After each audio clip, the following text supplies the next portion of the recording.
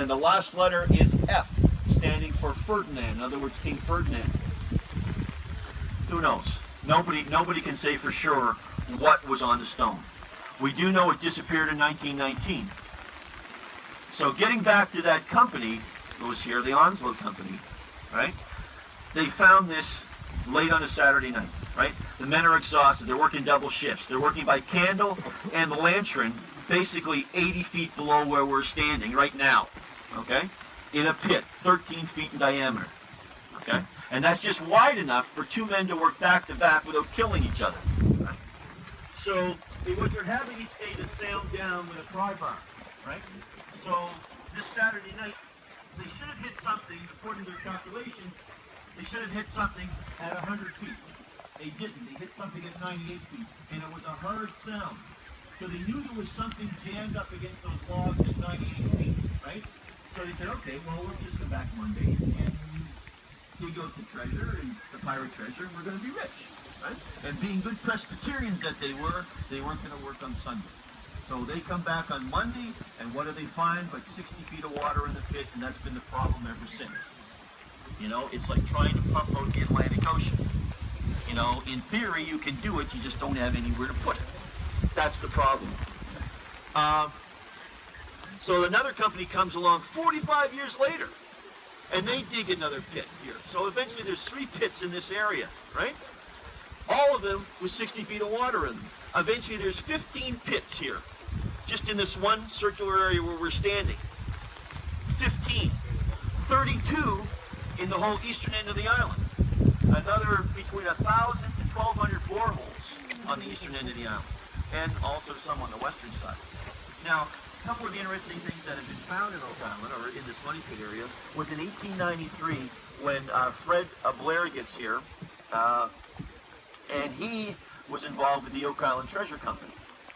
Now, they could hold the water below 90 feet, right? Although he wasn't in the real money pit, because every time a company shut down, the owners of the island would fill the pit in, because they had, you know, there would be children here and animals, they didn't want them falling into the pit. So they would just fill it in. So eventually, the exact location on the money pit is gone. So from 1866 to 1893, nobody knows where it is. It's gone, right? So Fred Blair digs a shaft somewhere around this area, we believe, because we think the real money pit is probably over there somewhere, right? Not even near where these recent boreholes are. So he digs down, and he's looking for whatever would have been at 98 feet, but he finds something else. He digs through, or bores through, at 153 at 3 inches, or 6 inches, 6 inches of cement. And he sent it away to London for analysis, and he came back with a probability rate of between 96 and 97% probability that it was man-made. Then through 4 inches of oak, then through tin or lead, then through loose metal, because the men on the drilling rig 90 feet down could hear the sound going through metal, right? Then again at 160 through tin or lead, 4 inches of oak, and then through the cement again, and then through what's called puddled clay. Now puddled clay means clay that's been worked, right? It's not a hard clay, because right now, anywhere else in here, if you were trying to dig through this stuff, you would need a pick to get through it, or an excavator, or a backhoe. That's how heavily compressed this clay is. It's almost like cement itself. That's how compressed it is. He got down to 171, and the report is his drill rig sat on this iron barrier, because there were getting filings coming up on the drill, sat on it for 3 days and could not drill through it. So this is a massive iron barrier at 171 feet below the surface somewhere in this area. Now when Thomas Nixon got here in 1934, and then George Green in 1955, and then Dunfield again in 66, they were looking for that vault. But what they found was something else.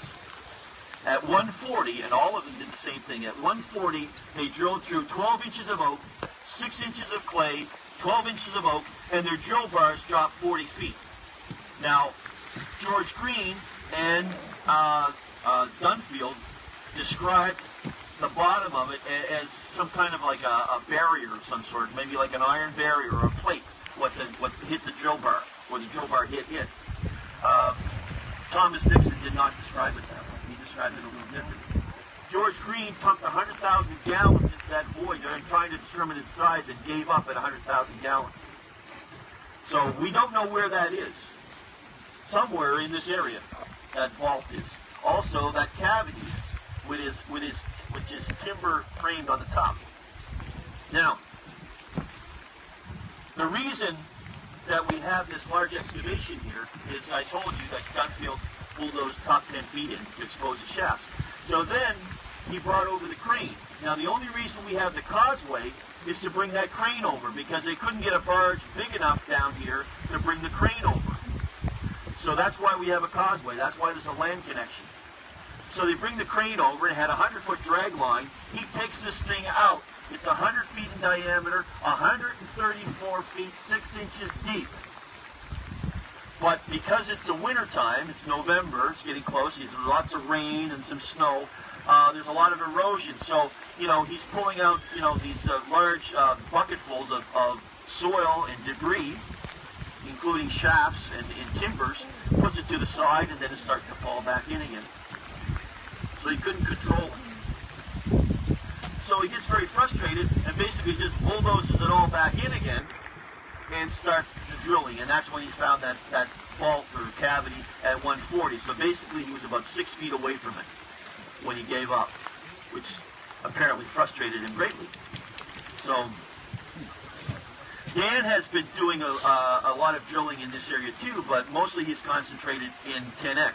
Now you'll see, maybe you remember from the show, we call this Valley 1, and the only reason they call it Valley 1 is because it's Valley well drilling that was here. So that's Valley 1, that's Valley 2, this is where they did some coring, and they also did some stuff over in that small little white one. But as you can see, this is dropping. When they first leveled this off to work 2 years ago, they brought an excavator in that took some off that hill there and leveled this off. This was all level, and this was much smaller than it is, probably half its size. So basically this whole thing is dropping again. So kind of a dangerous place to work. In order to get the drill rigs in, they have to put big steel plates down, because you can see where the tracks came in, or where the wheels came in, it actually was sinking down. So they lay these steel plates and then they bring the drill rig in. So can't tell you what the plans are for this summer, but it's going to be interesting. What's under the wood? That's all I can say. Yes, we have started. Yes. Yeah. So we're going to go up to 10X, folks. Yes. It disappeared. Yes. What's under that wood? Wait, go with your Sam. Go with your friends, and I'll get a picture. I'm at the Oak Island Money Pit in Nova Scotia, and thanks for watching, guys. Be sure to subscribe, and I might shoot another video depending on how much battery life I have left. Follow me on Twitter. You can see pictures too at JMWeb, JMWEB. There's lots of pictures from Oak Island here. How big am I? How tall am I?